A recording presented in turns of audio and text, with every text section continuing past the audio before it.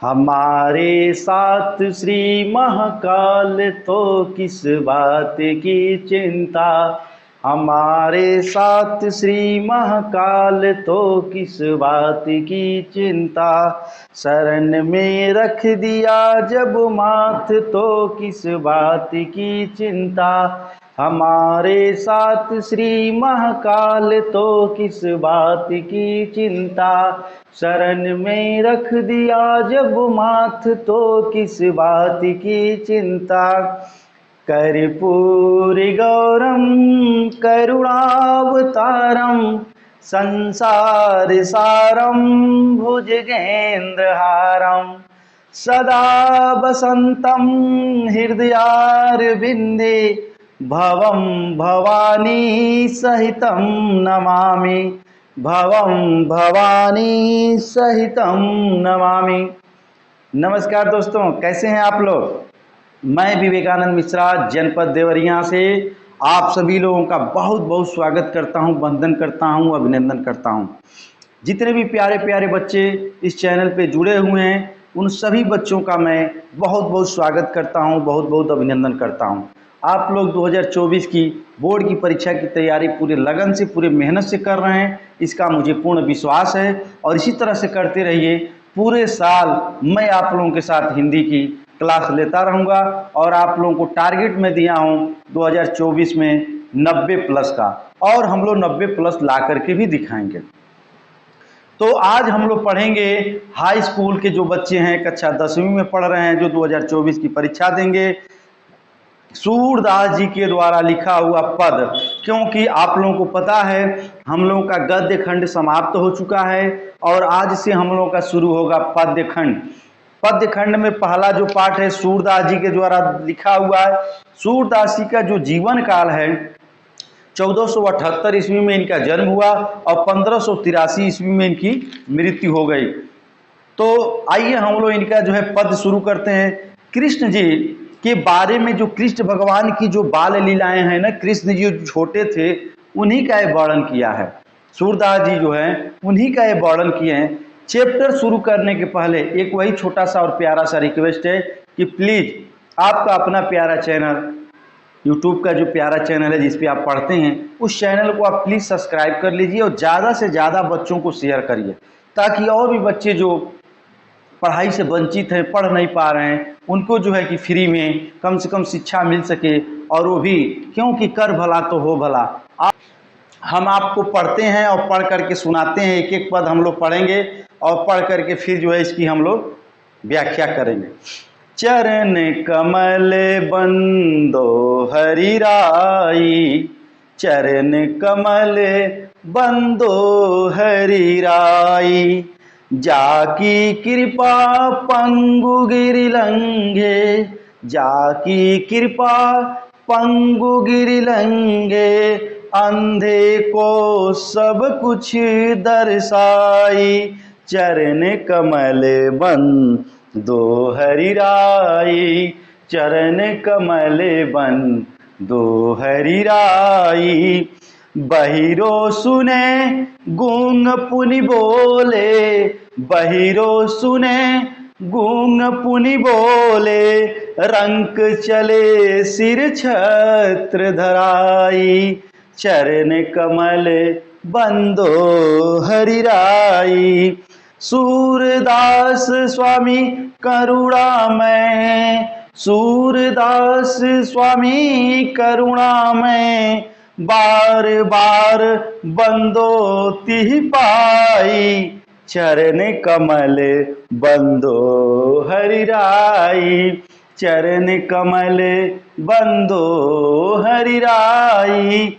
सूरदास जी कहते हैं कि कमल रूपी चरण, किसके बारे में कह रहे हैं? हरि के बारे में कह रहे हैं, कृष्ण जी के बारे में कह रहे हैं कि कमल रूपी चरणों को मैं क्या करता हूं?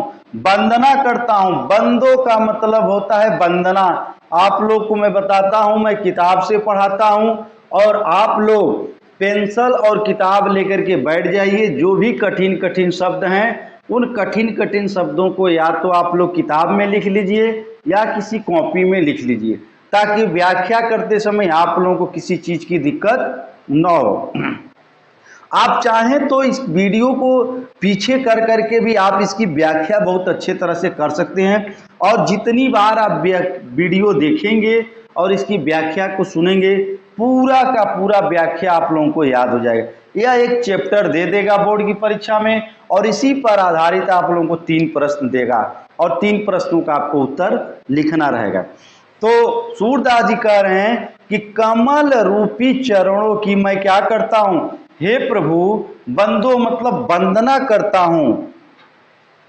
जाकी कृपा पंगु गिरि लंघे, अगर आपकी कृपा हो जाए ना, हे प्रभु अगर आपकी अगर कृपा हो जाए तो पंगु मतलब होता है लंगड़ा आदमी। पंगु नोट कर लीजिए, पंगु का मतलब होता है लंगड़ा आदमी, और गिरि मतलब होता है पर्वत। अगर आपकी कृपा हो जाए ना तो लंगड़ा आदमी भी पहाड़ को फान जाएगा। अंधे को सब कुछ दर्शाई, अंधे अंधे आदमी को सब कुछ दर्शाई का मतलब होता है दिखाई देना। हे प्रभु अगर आपकी कृपा हो जाए ना तो अंधे आदमी को भी आंखों से सब कुछ दिखाई देने लगता है। बहिरो सुने गूंग पुनि बोले, अगर आपकी कृपा हो जाए ना तो जो कान से सुनने वाला व्यक्ति नहीं है, जिसको कान से सुनाई नहीं देता है, जो व्यक्ति बहरा होता है वह भी क्या होता है, सुनने लगता है। और गूंगा व्यक्ति भी, जो व्यक्ति मुंह से बोल नहीं सकता है, जो व्यक्ति गूंगा है वह भी क्या कर सकता है, बोलने लगता है।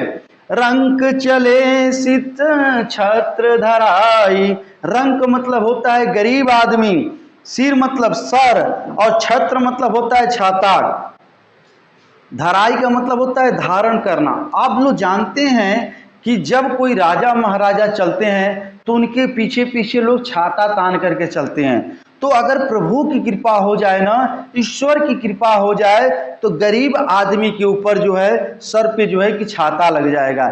यह प्रभु की कृपा है। सूरदास स्वामी करुणा में बार बार बंदो तिह पाई, सूरदास जी कह रहे हैं कि हे स्वामी करुणा में प्रेम पूर्वक मैं आपकी क्या कर रहा हूं, वंदना कर रहा हूं। बार बार मैं आपकी क्या कर रहा हूं, वंदना करता हूं।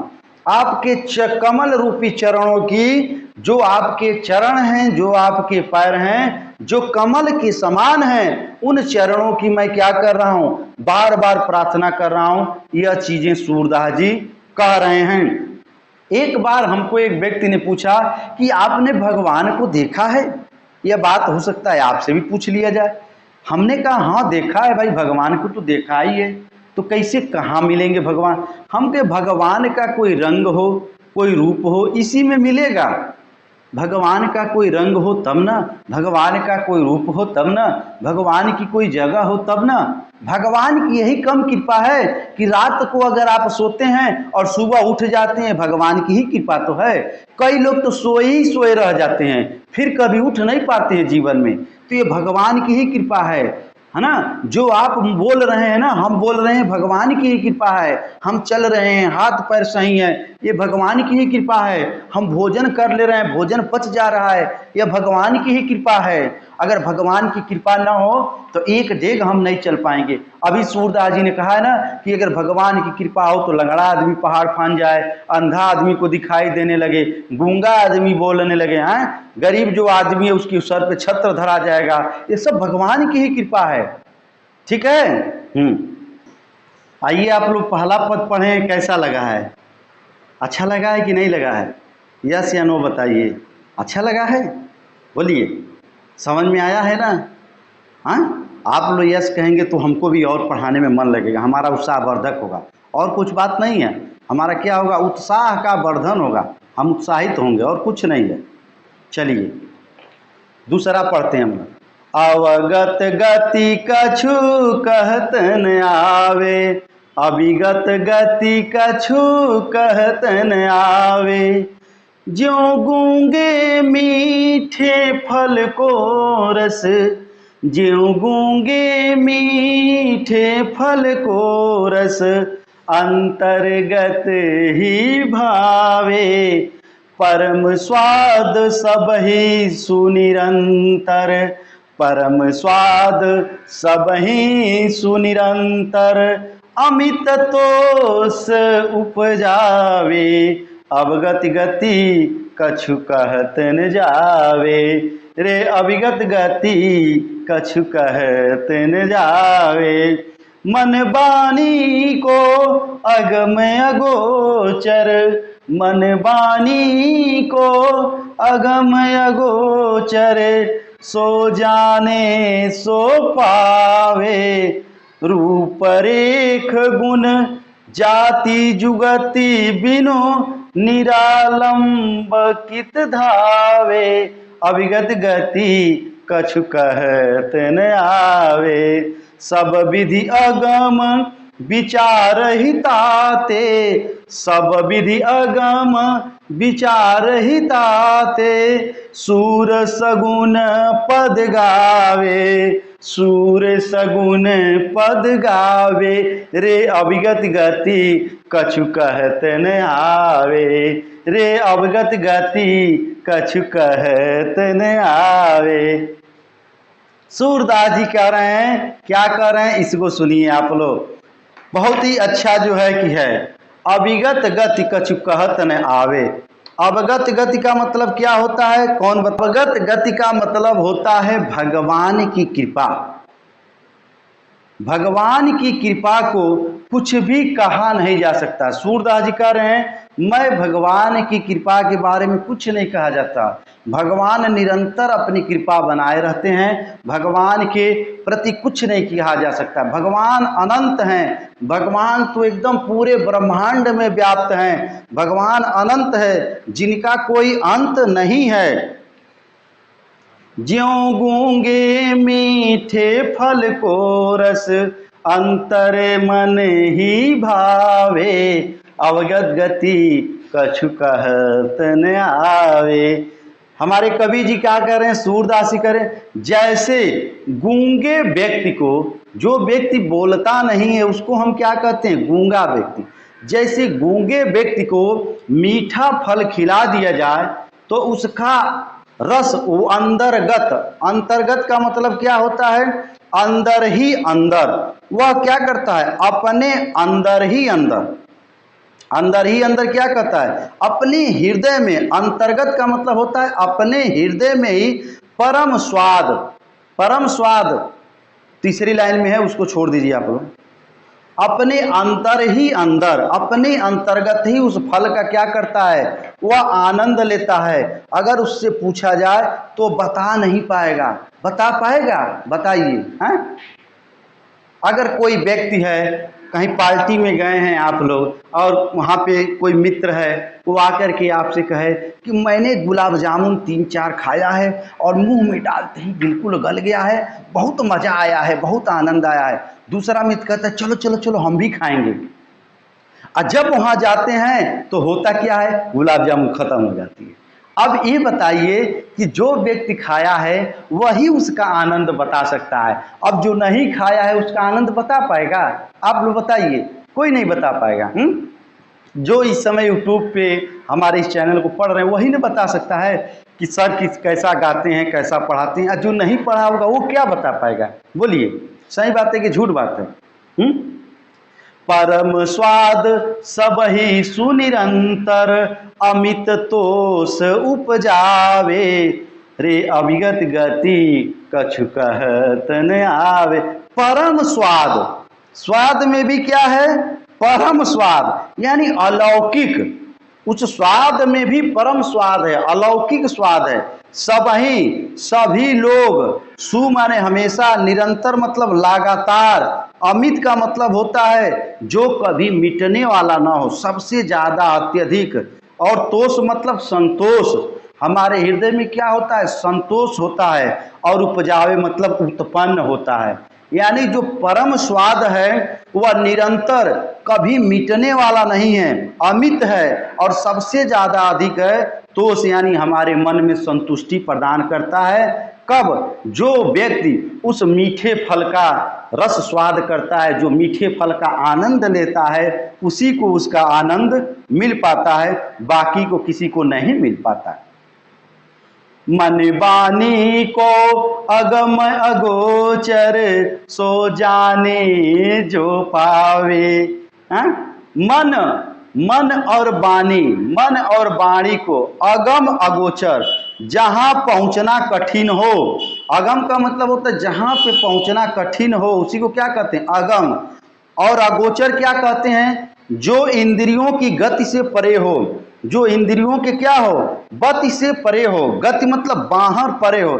सो जाने जो पावे, जो उसका आनंद ले पाएगा ना, वही तो जान पाएगा। जो आनंद न लिया हो उसको क्या जानेगा किसी के बारे में? बताइए। रूप रेख गुणी जाति जुगति बिनु, निरालंब कित धावे। प्रभु की कोई रूप तो है नहीं। रूप है? बोलिए।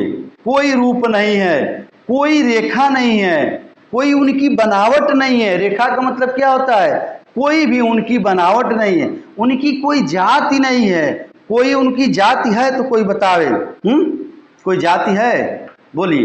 कोई उनकी जाति नहीं है। ईश्वर का न तो कोई रूप होता है, न उसकी कोई आकृति होती है, और न ही उसकी कोई, उसके अंदर किसी भी प्रकार का गुण होता है, न तो उसके अंदर कोई जाति होती है, और न वह किसी भी व्यक्ति द्वारा प्राप्त किया जा सकता है। किसी भी व्यक्ति के द्वारा प्राप्त नहीं किया सकता है। भगवान तो, ईश्वर तो महसूस करने वाली चीज है। जब आप उसको महसूस करेंगे, जिस रूप में महसूस करेंगे कि हमारे भोले बाबा ऐसे हैं, हमारे विष्णु भगवान ऐसे हैं, हमारे राम जी ऐसे हैं, हमारे कृष्ण जी ऐसे हैं, जब आप अपने अंदर उस चीज को महसूस करेंगे ना, तो आपको प्राप्त हो जाएगा। और जो व्यक्ति महसूस नहीं करेगा वो अपर्याप्त रहेगा, उसको पर्याप्त नहीं हो पाएगा। सब विधि अगम विचार हिताते, सूर सगुन पद गावे। रे अवगत गति कछु कहत न आवे। रे अवगत गति कछु कहत न आवे। सूरदास जी कह रहे हैं कि विधि सभी प्रकार से अगम, अगम का मतलब क्या होता है? जो सब जगह व्याप्त है, विचारहीन, जिसपे विचार करने योग्य है। सूर सगुन पद गावे। सूरदास जी कह रहे हैं जो पद गा रहे हैं कृष्ण भगवान का, उसके बारे में कह रहे हैं। सूरदास जी क्या है? चारों तरफ से सूरदास जी पद को गा रहे हैं। आइए, ये वाला पद कैसा लगा, इसको भी आप लोग कमेंट में बताइएगा। अच्छा लगा ना? एक बार ताली बजा दीजिए, मुस्कुरा दीजिए, तो मैं जान जाऊंगा कि हाँ अच्छा लगा। आइए हम लोग तीसरा स्टेंजा पढ़ते हैं। किलकत कान घुटुरुवनि आवत। देखिए, यहाँ से सूरदास जी कृष्ण जी के बाल लीलाओं का वर्णन करते हैं। कृष्ण भगवान जब बचपना थे ना, मैं पहले ही बता दिया हूँ, सूरदास जी कृष्ण जी की बाल लीलाओं का बहुत वर्णन करते हैं। कृष्ण जी में वात्सल्य रस बहुत ज़्यादा है, जो बच्चों के बारे में है, जो बच्चों के अंदर आप लोग पढ़े होंगे रस में, वात्सल्य रस बहुत ज़्यादा होता है। वह बच्चों के यानी कृष्ण भगवान के बाल लीलाओं का बहुत अच्छे ढंग से और मार्मिक तरीके से उसका वर्णन किया है। आइए, कृष्ण जी क्या कर रहे हैं, अब उनके बारे में जो बाल लीला है, बाल लीला को हम लोग देखते हैं। किलकत कान घुटुरवनि आवत, मणि में कनक नंद के आंगन, बिंब पकड़ी बेधावत। किलकत कान घुटुरवनि आवत, किलकत कान घुटुरवनि आवत। कबहु निरखी हरि आप छाह को, कबहु निरखी हरि आपहु छाह को, कर सो पकरन चाहत। किलकत कान घुटुरवनि आवत। किलकी हंसत राजत दय दतिया, किलकी हंसत राजत दय दतिया, पुनि पुनि तिहि अवगाहत। किलकत कान घुटुरवनि आवत, किलकत कान घुटुरवनि आवत। कनक भूमि पर कर पग छाया, कनक भूमि पर पग कर छाया, यह उपमा इक राजति, करि करि प्रतिपद प्रतिमनि वसुधा, कमल बैठकी साजत, किलकत कान घुटुरुअनि आवत, किलकत कान घुटुरुअनि आवत, बाल दशा सुख निरखी जसोदा, बाल दशा सुख निरखी जसोदा, पुनि पुनि नंद बुलावत, पुनि पुनि नंद बुलावत, अचरा तरले ढाकी, अरे अचरा तरले ढाकी, सूर के प्रभु को दूध पियावती, अचरा तरले ढाकी, सूर के प्रभु को दूध पियावती, किलकत कान घुटुरुअनि आवत, किलकत कान घुटुरुअनि आवत। कैसा लगा आप लोगों को? कमेंट में जरूर बताइएगा, ये शिकायत हमारी रहती है आप लोग। आइए हम लोग पढ़ते हैं। जब कृष्ण भगवान छोटे से हैं, बकैया चल रहे हैं। कैसे चल रहे हैं? बकैया चले। घुटने, घुटुरुअन का मतलब होता है घुटने के बल। मैं कहा हूं कि पेंसिल पेन ले लीजिए, आप लोग बैठ करके लिख लीजिए। किलकत कान, कृष्ण क्या कर रहे हैं? कान मतलब कन्हैया, कृष्ण को कहा जा रहा है। किलकारी मार करके, जो बच्चे होते हैं छोटे छोटे, वो किलकारी मार करके हंसते हैं। और घुटुरुअन, घुटुरुअन मतलब घुटने के बल वह क्या कर रहे हैं? आवत मतलब आ रहे हैं। मणिमय कनक नंद के आंगन, मणिमय का मतलब होता है मणियों से युक्त, मणियों से युक्त। और सोने के, नंद बाबा जो हैं, कृष्ण के जो बाबा हैं, नंद बाबा का जो आंगन है, नंद बाबा का जो आंगन है ना, वह क्या है? मणियों से पूरा सजा हुआ है। और उनका जो महल है ना, वो बिल्कुल सोने का है। कनक मतलब होता है सोना, और मणिमय मतलब होता है मणि। आंगन मतलब आंगन, नंद मतलब कृष्ण के बाबा। बिंब पकड़ी बैधावत, बिंब मतलब होता है परछाई, अपने वो परछाई को पकड़बे का मतलब होता है पकड़ना। धावत मतलब होता है दौड़ना। अपने परछाई को पकड़ने के लिए वो क्या कर रहे हैं? दौड़ रहे हैं। कौन? हमारे कृष्ण जी। कबहु निरखी हरि आपहु छाम को, कबहु निरखी प्रभु आपहु छाम को, कर सो पकड़न चाहत, किलकत कान घुटुरुअनि आवत, किलकत कान घुटुरुअनि आवत।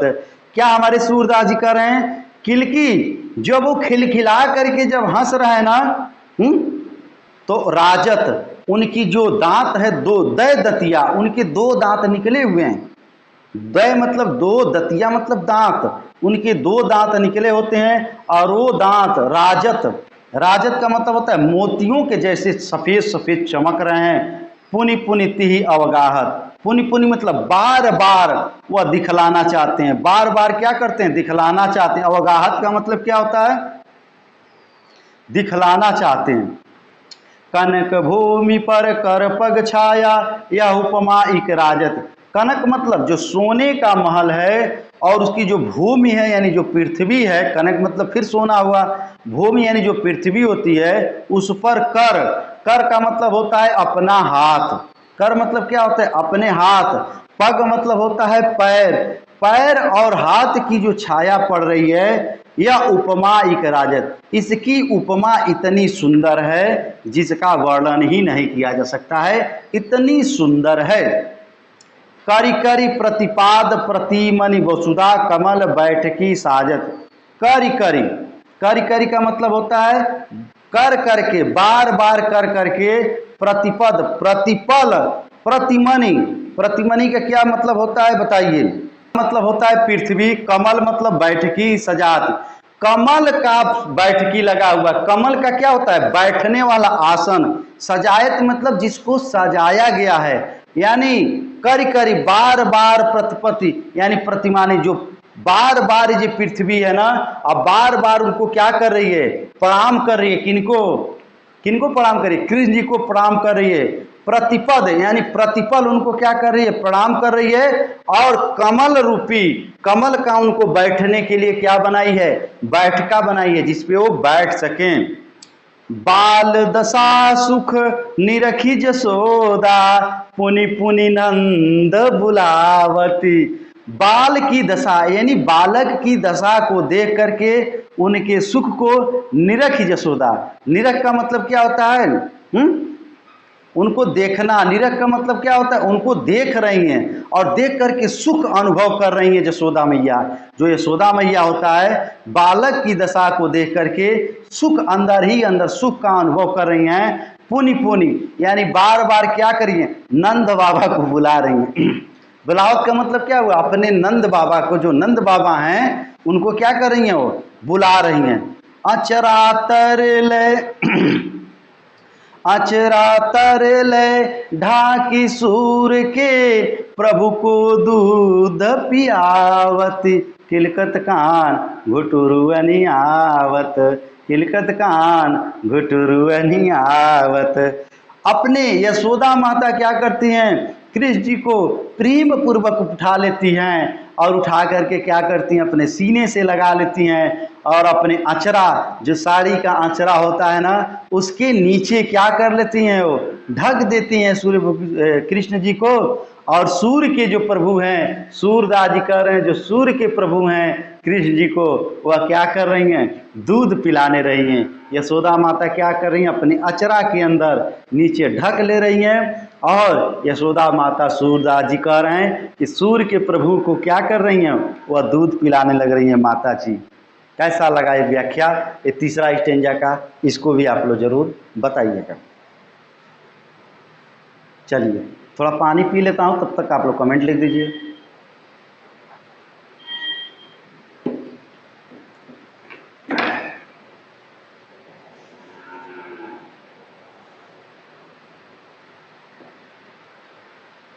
अब देखिए कृष्ण जी थोड़ा बड़े हो गए हैं, तो बड़े का थोड़ा सा वर्णन हो रहा है।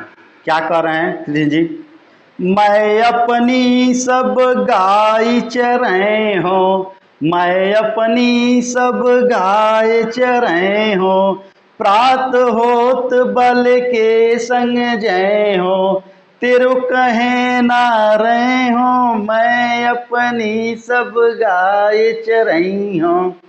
ग्वाल बाल गैयन के भीतर न को डर नहीं लागत, ग्वाल बाल गैयन के भीतर न कहु डर नहीं लागत।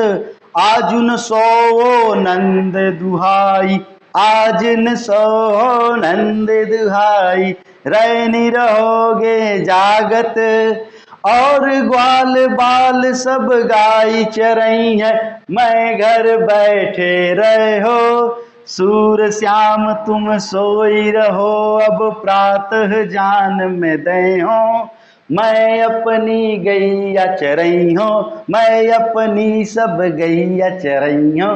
कृष्ण क्या कर रहे हैं कि हे माता, मैं अपनी सब गायों को चराने जाऊंगा। कृष्ण भगवान के पास कितनी गाय थी? उनके नंद बाबा के पास पता है? 1 लाख गाय थी। 1 लाख उनके पास गाय थी। तो कृष्ण जी क्या कर रहे हैं बाल लीला में? मैं अपनी सभी गायों को चराने जाऊंगा। हे माता सुन लो। प्रातः होत, प्रातः मतलब सुबह होत, बल के संग जय हो। बल का मतलब क्या होता है? कौन बताए? बल का मतलब होता है बलराम भैया। उनके जो भैया हैं बलराम भैया, उनको क्या कर रहे हैं? उनके संग मैं जई हूं, तेरे कहे न रहे हो, तुम्हारे कहने से मैया मैं घर पे नहीं रहूंगा, कितना हो कुछ कहोगी तो मैं क्या करूंगा? नहीं रहूंगा। ग्वाल बाल गायन के भीतर नेकहूं डर नहीं लागत। ग्वाल बाल, जो ग्वाल बाल है ना, ग्वाल बालों के साथ गायन के भीतर, नेकहूं का मतलब तनिक भी, नेकहूं का मतलब होता है थोड़ा भी हमको डर नहीं लगता है। थोड़ा भी हमको क्या होता है मैया? डर नहीं लगता है। आज उन सो नंद दुहाई, रैनी रहोगे जागत। आज मैं नहीं सोऊंगा, सो मतलब आज मैं रात को नहीं सोऊंगा। नंद बाबा की कसम देता हूँ, नंद बाबा की तुमको क्या कहता हूँ, दुहाई मतलब शपथ देता हूँ तुमको कि मैं रैनो आज मैं रात भर जगूंगा, मैं नहीं सोऊंगा। और ग्वाल बाल सब गाय चराए हैं, मैं घर बैठे रहूंगा। हैं सभी ग्वाल बाल गैया चराने जाएंगे और मैं घर बैठा रहूंगा ना, कभी नहीं करूंगा ऐसा। सभी ग्वाल बाल जो है कि गाय चराने जाएंगे और मैं घर बैठा रहूंगा ना, माता मैं नहीं ऐसा करूंगा। सूर श्याम तुम सोई रहो, सूरदास जी कह रहे हैं कि माता कह रही हैं कि हे श्याम तुम अब सो जाओ, प्रातः जान में दे हो। जब सुबह होगा ना, जब प्रातः कालीन होगी तो तुम चले जाना गाय चराने, मैं तुमको जाने दूंगी, लेकिन अभी रात हो गई है, अभी तुम क्या करो, सो जाओ। ये रहा हम लोग का चौथा स्टेंजा। कैसा लगा आप लोगों को, इसको भी कमेंट में आप लोग जरूर बताइएगा। आइए हम लोग पांचवा स्टेंजा पढ़ते हैं। 11 स्टेंजा टोटल है, हम लोग आइए पांचवा पढ़ते हैं। मैया हौन चरई हैं गैया, मैया हौन चरई हैं गैया, सिंगरी ग्वाल गिरावत मौसो, सिंगरी ग्वाल गिरावत मौसो, मेरे पाई पिराई मैया हो, मैया हो नहीं चरे हो गैया, जो न पत्याही पूछी बलदाऊ, अपनी सोह दिवाई मैया हो मैं न चरई हूँ गैया। यह सुनी माई यशोदा ग्वालिनी, यह सुनी माई यशोदा ग्वालिनी, गारी दे तेरी साई मैया हो मैं न चरई हो गैया। मैं पठवती अपने लरिका को, मैं पठवती अपनी लरिका को, आवे न मन बहराई मैया हो मैं न चरई हो गैया, मैया हो मैं न चरई हो गैया। सूर श्याम मेरो अति बालक है, मारत ताहिरी गाई मैया हो मैं न चरई हो गैया, मैया हो मैं न चरई हो गैया। आइए इसकी व्याख्या हम लोग देखते हैं। कृष्ण भगवान तो एक दिन कह रहे थे कि माता तो मुझे गाय चराने नहीं जाने देती हो, अगले दिन सूर्य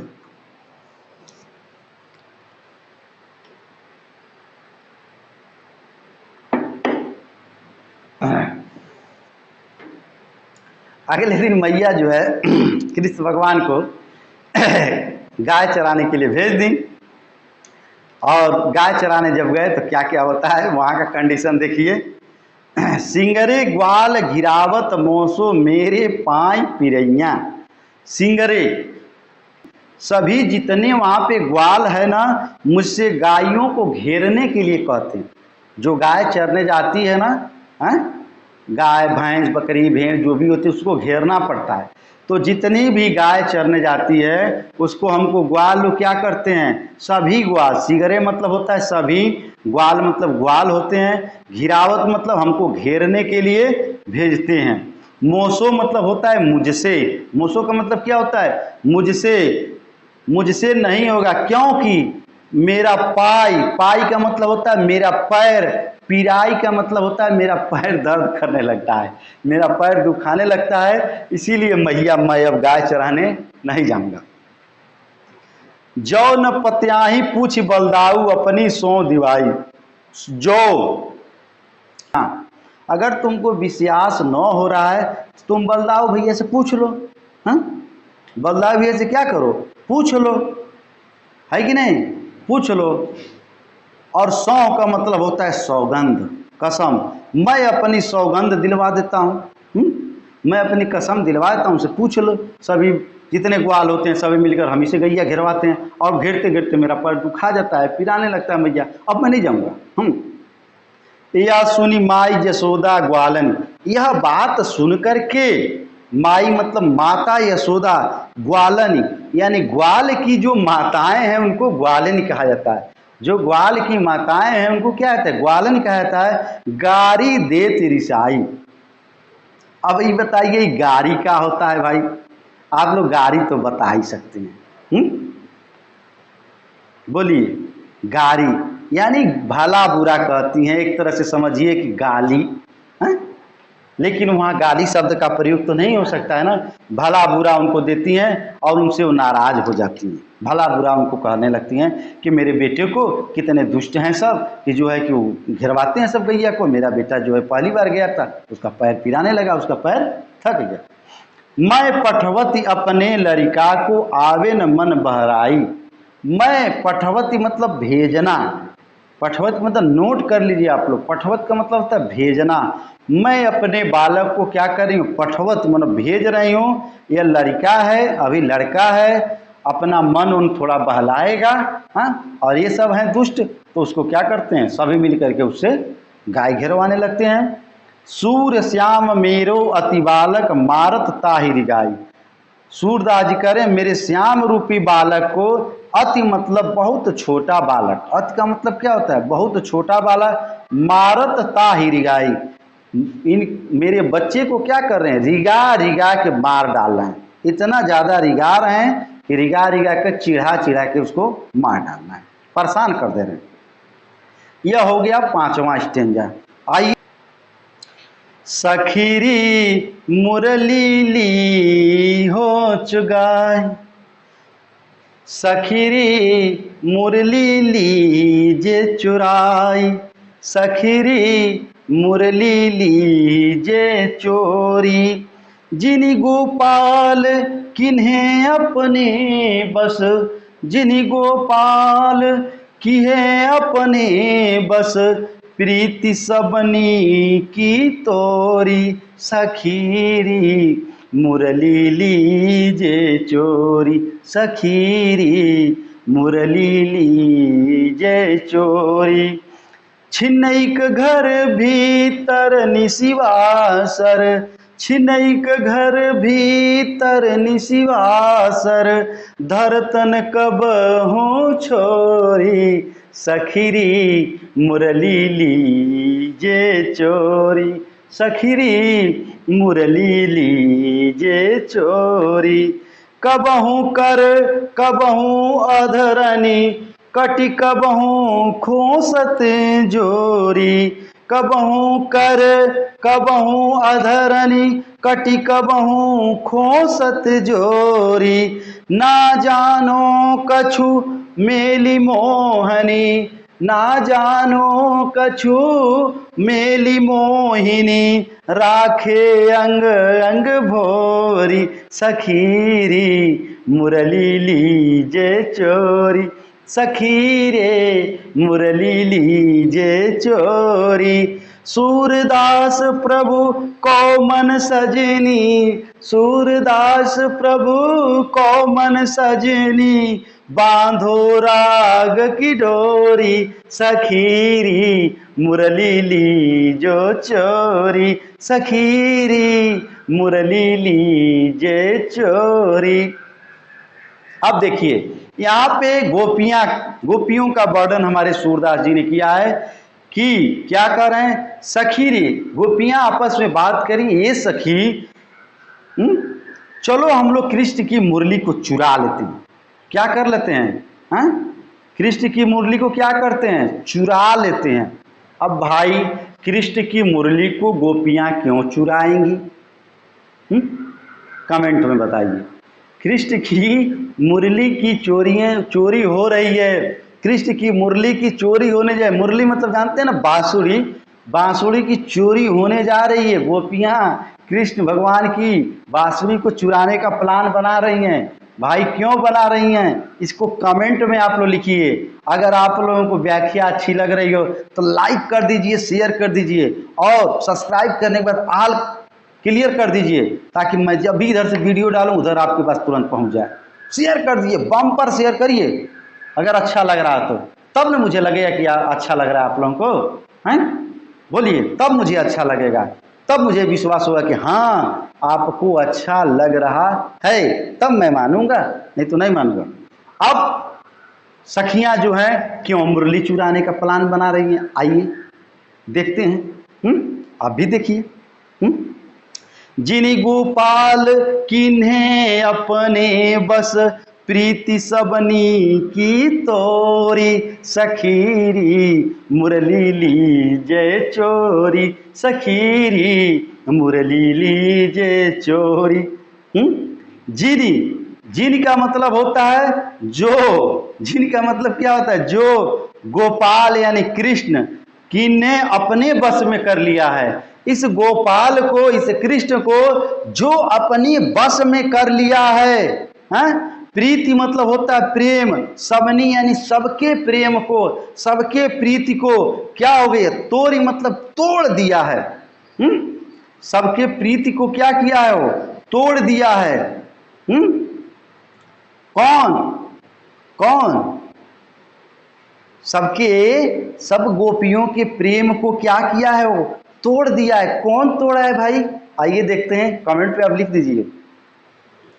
छिन इक घर भी तरनी सिवासर, धरत न कबहू छोरी, सखीरी मुरली लीजे चोरी, सखीरी मुरली लीजे चोरी।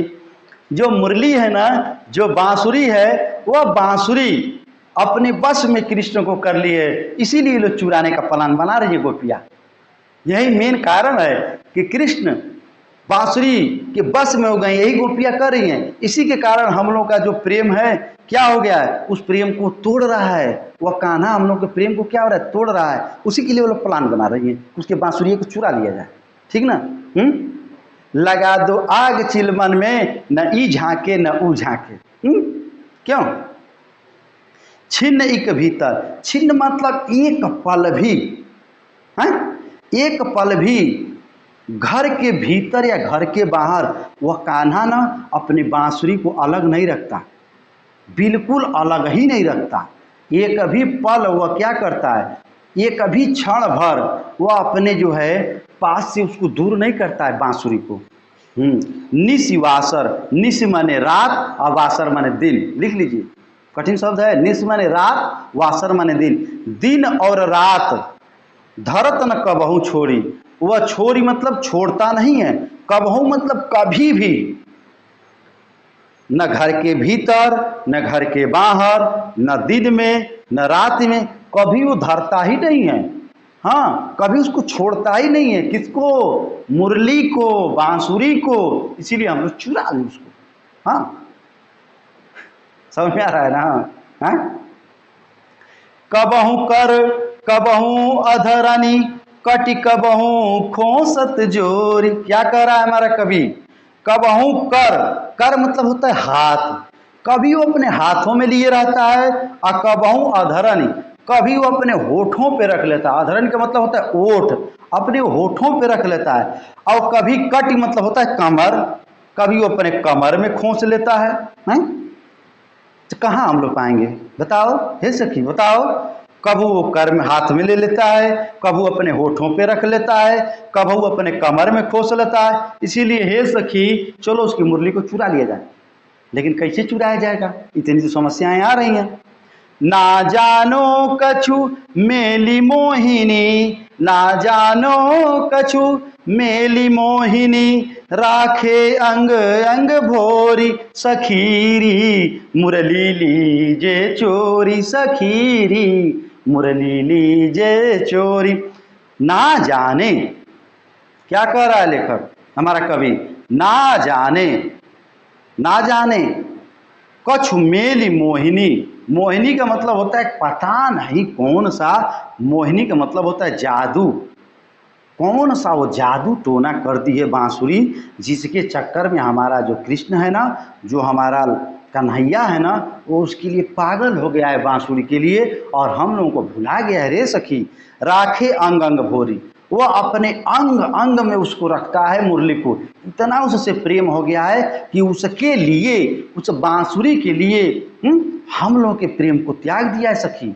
इतना उससे प्रेम है, पता नहीं कौन सा वो जादू टोना कर दी है, पता नहीं कौन सी टोना ही नहीं बांसुरिया है। सूरदास प्रभु को मन सजनी, बांधो राग की डोरी, सखीरी मुरली लीजो चोरी, सखीरी मुरली लीजे चोरी।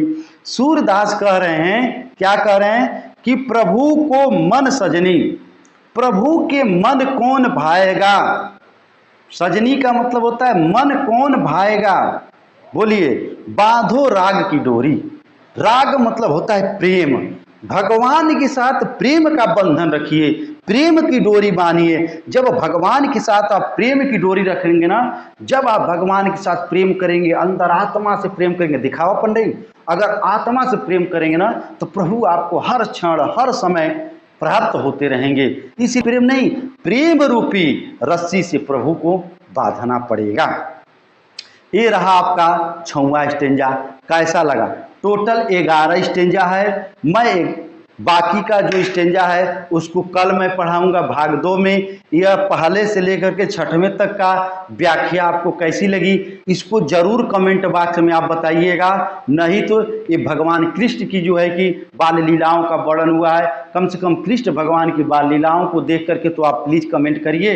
हाँ, आपको एक पाठ पढ़ाने के लिए मैं 3 से 4 घंटा पढ़ता हूँ, 3 से 4 घंटा तैयारी करता हूँ, तब आपको मैं पढ़ा पाता हूँ। तो आप भी पढ़िए।